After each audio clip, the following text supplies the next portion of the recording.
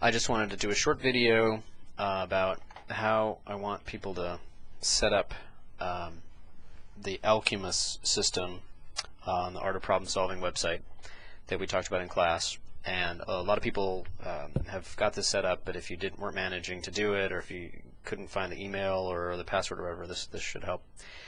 So here I'm at the stage where I've registered and have confirmed the registration, and now I'm logging in. Now this won't be exactly like yours because I'm not logging in for the first time, but I'll talk about the differences.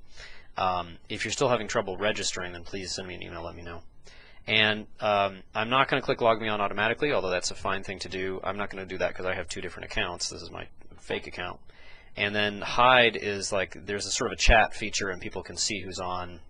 I don't know. I don't think it matters, but I guess I usually hide because I don't necessarily want people to come chatting to me. So I'm going to log in.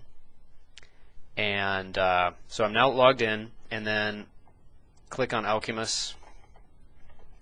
And what I've got here, there's these three main areas that they have problems in.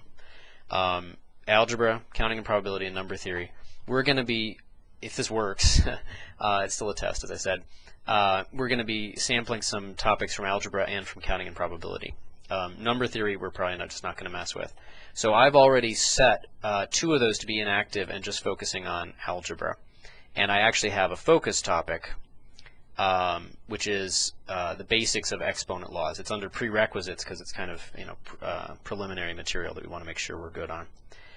So in order to change that kind of thing, you look at this panel. You should have no focus topic, and I think all of these three being active probably. What you want to do is you want to click on one of these blue things, and that'll get you to a screen that allows you to change that kind of thing. So if I clicked on active here, it would actually make it inactive.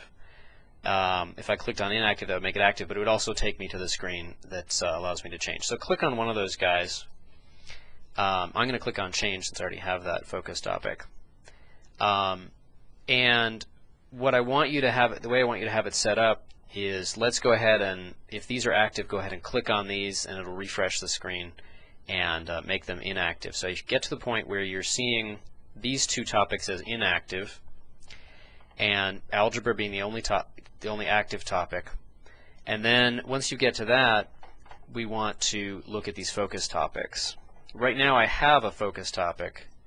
If you don't have a focus topic, then you just go down this list and you want to look for the topic that so here's, let's see, prerequisites exponent laws. Okay. And so you want to click on that. For me, that shouldn't do much because I already have that set as my focus topic. But that should put that in here, and it should say current focus prerequisite exponent laws. So I want you to get to a place where algebra is active, these two are inactive. As I said, we'll do the counting probability later on in the semester, hopefully, if this is a good way to do things. And where the focus is prerequisites exponent laws. And then we're gonna do that. We're gonna do a few different focus topics. Geometric series is going to be one of our topics we're going to do. But the next topic after prerequisites exponent laws is going to be exponential basics. And then when we start learning about logarithms, we can do some problems with logarithms. I think that's going to be about it for the first part of what we're doing. There's a lot of other stuff, a lot of other topics. Now, the one thing that's important is that even though it's a focus topic, not every question, as I showed in class, not every question that comes up is going to be exactly about this topic, because it's not designed for just doing a very basic assignment on one topic. And I think that's cool, because all the learning experts tell us that you're supposed to mix things up, and so that your brain isn't just knowing what's coming next, and all the problems are going to be useful. Now once you've done that, you can go to Get Problem to get started, and you're gonna have problems like this. Oh, okay.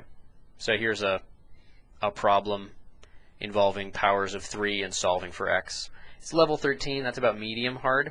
It goes up to 25, and the 25s are pretty hard. And anything under about 6 shouldn't be too bad. And you always you get 2 chances. You can submit a response. So maybe I'm going to guess 32. Submit. It says incorrect, and you'll get 1 more chance to try again. And maybe I'm going to guess 30. And if you get it incorrect, it'll go ahead and tell you that, and it'll give you their solution. And then you haven't earned. I haven't earned any experience points or any progress towards mastering that topic. So what I see as a teacher, I'm going to once you guys are all signed in, I'm going to get you your login names and join you guys all into a class so I can see your progress in the various topics. And I'm going to require you to do a certain amount with this, and to get either a certain number of experience points or master a certain number of topics. I'm still deciding exactly how I want to do it. But once you've done a problem, you just click on next problem, and just takes a second. It has these funky things called quests, which we're going to totally ignore. And so here's another one. Okay, this would be. It just starts out looking like we're solving for x, and then it says, well, it actually isn't looking for x exactly. It's actually looking for 4 to the x minus 1. And so you could do this as a problem where you solve for x and then you just plug it back into 4 to the x minus 1. That'd probably be pretty good. I don't think this is a level 24 problem personally. I think this is something you guys all should be able to do, and you get a whopping 122 experience points out of it. So if you see this problem, if you're lucky enough to see this one, you're probably in good shape. Okay, I think that's all I need to say for now, and we'll see how it works. It'll be an interesting experiment.